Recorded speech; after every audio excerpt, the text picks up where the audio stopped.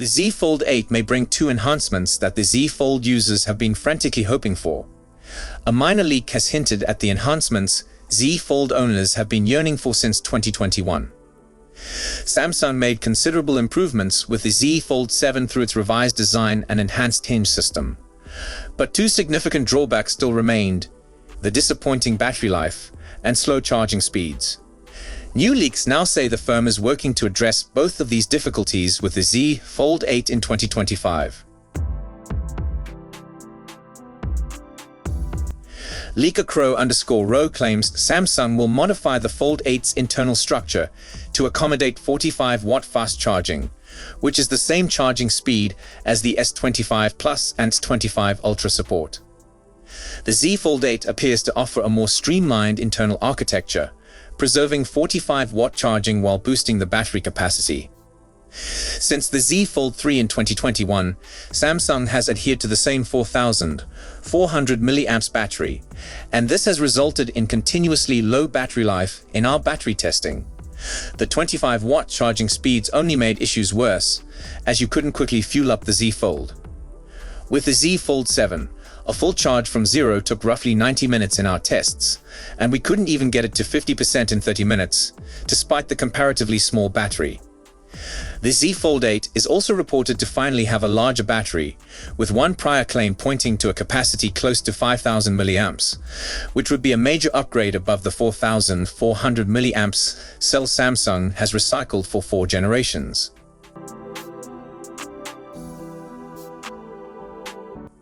Interestingly, Samsung is reported to raise the charging speed of their 2026 flagship lineup even more, with rumors indicating 60-watt wired charging. The Z Fold 8 will supposedly stop at 45 watt, but considering its slimmer chassis, thermal restrictions, and dual battery split architecture, this is still a big and plausible boost. Wireless charging remains uncertain though. The Z Fold 7 tops out at 15 watt, which ranks it behind rivals from Chinese manufacturers that touch 30 watt or more. There's no sign yet that Samsung will improve wireless charging with the Z Fold 8, so it will likely stay as one of the few problematic points remaining to address.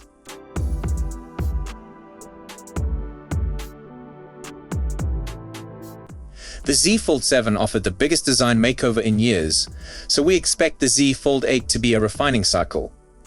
Along with the charging and battery enhancements, sources are also suggesting the Z Fold 8 could add back S Pen functionality, have enhanced durability, and have an almost imperceptible crease. Samsung will be under more pressure than ever this time, since Apple is projected to unveil its first foldable iPhone in 2026, which is guaranteed to shake up the foldable phone industry. If Samsung delivers on these two changes though, it will make the Z Fold 8 an even greater product in its segment and a much tougher challenger to compete with.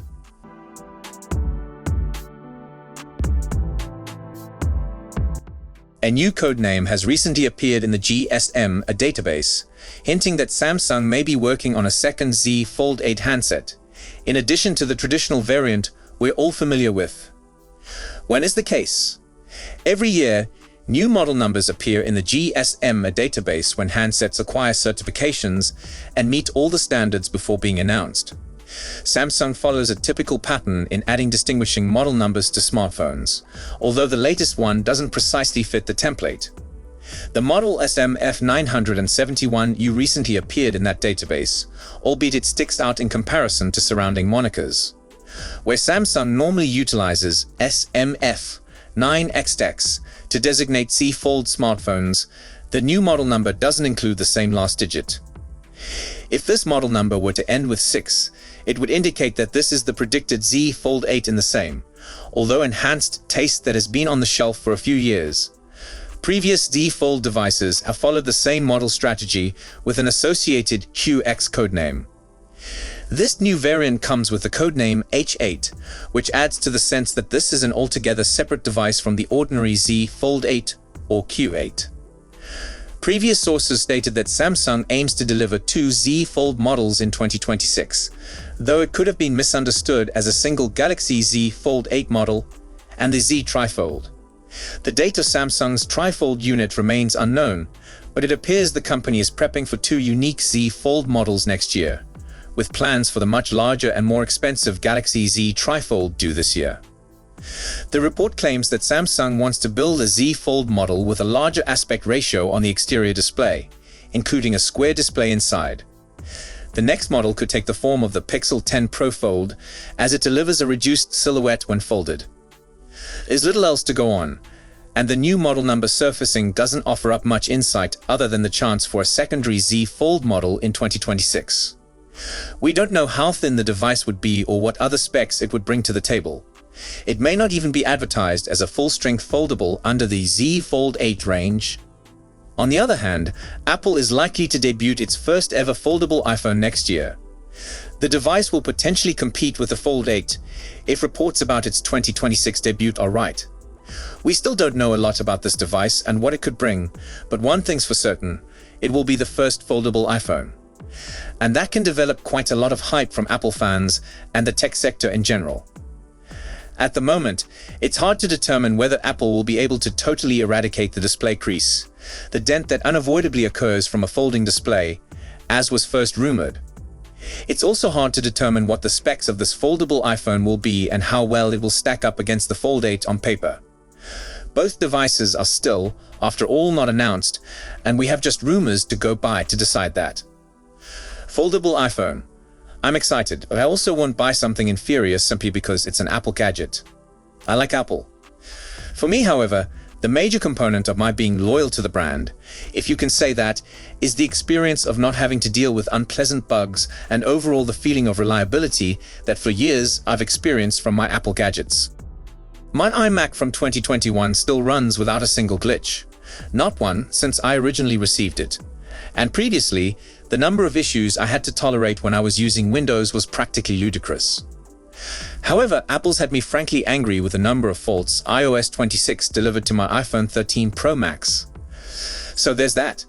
One thing's for certain.